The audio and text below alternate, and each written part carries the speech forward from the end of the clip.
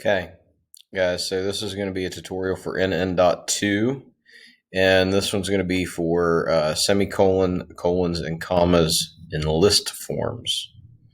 Okay, so you're going to use a colon at the start of your lists. Semicolon rules are going to be about the same, and so are the comma rules. So the only thing we're doing this time is we're adding a colon into the equation. So let's do a couple of these together, and we'll talk through the rules as we do them. Mr. Bradford grows a variety of medicinal herbs in his garden. Chamomile, however you pronounce that, lavender, feverfew, and lemon balm. So you're going to do at the start of a list like this, you're going to do a colon. Okay.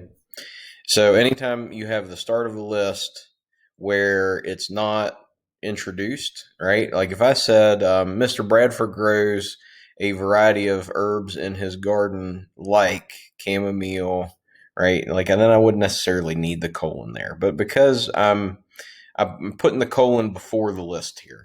So if it comes at the top of the list and there's a blank there, it's probably going to be the colon. It's a good bet. Okay. If you love literature, you would likely enjoy visiting Shakespeare and Company, a bookstore in Paris, France.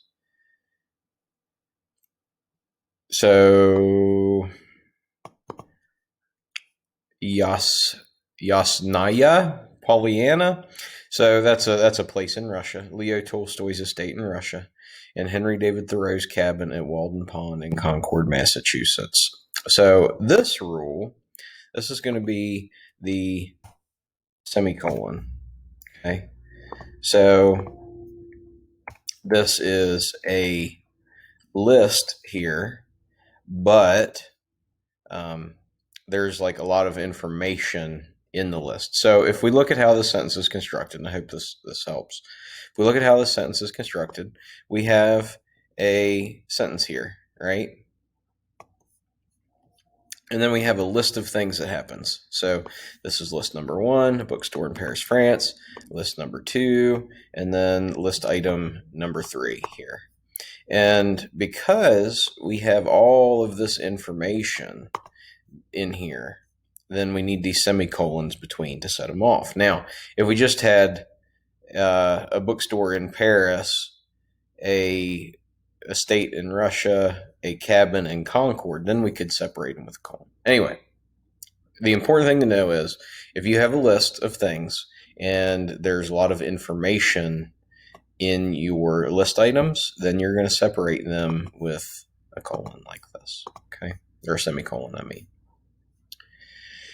All right, let's do a couple more together. The Roman Emperor Nero, born in the year 37 CE, built a lavish palace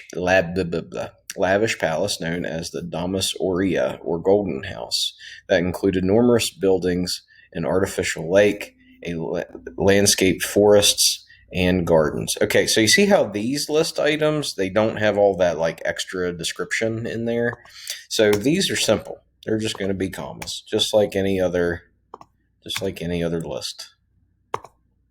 Easy peasy. It must have been quite time consuming for a woman to get dressed in the 1800s. Everyday clothing for women included stockings, garments, a corset, a gown, a cap, and a shawl. So this is at the start of the list here. So at the beginning of the list, we would use a colon, right? So if you said colon, then you're good. Oh no. Let's see where we got it wrong. So we'll go down here and we will look at the rules. So let's look at the rules here. So, and also one of the things that I like to do when I have people that are struggling with one of these is to get the first one wrong on purpose and then come down here and take a picture of the rules that they're trying to target on your phone. And then you can look at them, right? Because the goal here is not to get it perfect every time. The goal is to practice and learn these rules. So let's see if we can figure out how we got it wrong. So I put a colon there because I thought that we should do that at the top of the list, but let's see if we can figure out why that wasn't true. So use a colon to introduce a list after an independent clause. If a list does not follow an independent clause, do not use punctuation to introduce the list.